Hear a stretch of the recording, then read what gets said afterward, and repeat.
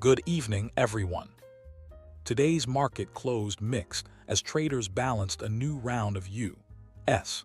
China trade tensions against comments from Federal Reserve Chair Jerome Powell that leaned slightly dovish. The big story of the day: renewed geopolitical friction just as earnings season heats up. Let's start with how the markets finished. The Dow Jones eked out a gain of about 0.4%. The S&P 500 slipped around 0.2, and the Nasdaq fell about 0.8%. As we head into the overnight session, S&P futures are up roughly 0.3, Dow futures are higher by about 0.8, and Nasdaq futures are flat to slightly negative. Overall sentiment remains cautious. Investors are looking for stability, but they're nervous about trade headlines and what the Fed might do next. Now, let's talk about the day's top headlines. First, China announced sanctions on 5 subsidiaries of South Korea's shipbuilder Hanwha Ocean that have ties to U.S. defense contracts. The move rattled global markets and reignited talk of a potential trade war between Beijing and Washington. Industrial and tech names with China exposure traded lower through most of the day. This is one of those geopolitical stories that can swing sentiment fast. Second, Jerome Powell spoke at the National Association for Business Economics Conference in Philadelphia. He said the U.S. economy is on, quote, firmer footing, but he also acknowledged softening in the labor market. Powell hinted that the Fed's balance sheet runoff, or quantitative tightening, could end soon. Markets took that as mildly dovish. Treasury yields slipped, and defensive stocks caught a small bid. Third, volatility picked up. The VIX, Wall Street's fear gauge, spiked above 22 intraday before settling back near 19. That's the highest level in about a month. It shows traders are paying up for downside protection as uncertainty rises. Now, let's look back at this morning's pre-market movers, the biggest gainers and losers that helped set the tone for the session. Among the top gainers, Ericsson jumped about 14% after reporting better than expected earnings and outlining a stronger shareholder return plan. MP Materials climbed between 5 and 8% on rare earth optimism after China hinted at tighter export controls. And Albertsons gained roughly 4% heading into its earnings release.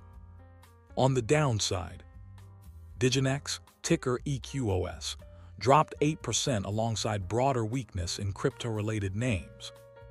Bitmine Immersion fell around 6% for the same reason. And Broadcom slipped nearly 2% as traders took profits after its recent AI-driven run-up. Let's move to today's key economic data and events. At 6 a.m. Eastern, the NFIB Small Business Optimism Index came in at 100.5, just under expectations of 100.8. That survey gives an early read on how smaller firms view hiring, prices, and capital spending. It continues to show cautious optimism, but not a surge in new hiring plans. At 10 a.m., the Federal Reserve held a routine closed meeting in Washington. Nothing major announced there. But all eyes were on the main event at 12:20 p.m., when Jerome Powell took the stage in Philadelphia. His remarks about a possible end to quantitative tightening were the biggest driver of the day in bonds and large-cap stocks. Now let's talk earnings. Before the open, we heard from several heavyweights: J.P. Morgan, Wells Fargo, Goldman Sachs, Citigroup, BlackRock, Johnson & Johnson, Domino's Pizza, Ericsson, and Albertsons. The early takeaway: trading and investment banking results looked solid, but management teams were cautious about credit costs and consumer spending. After the close, reports from America Movil, Hancock Whitney, and Equity Bank are expected. So how did all that play out in markets? By the closing bell, investors rotated toward safety. Financials held up thanks to decent bank numbers, while technology and semiconductor stocks led the laggards on renewed trade concerns. Bond yields pulled back slightly after Powell's remarks, helping utilities and dividend payers.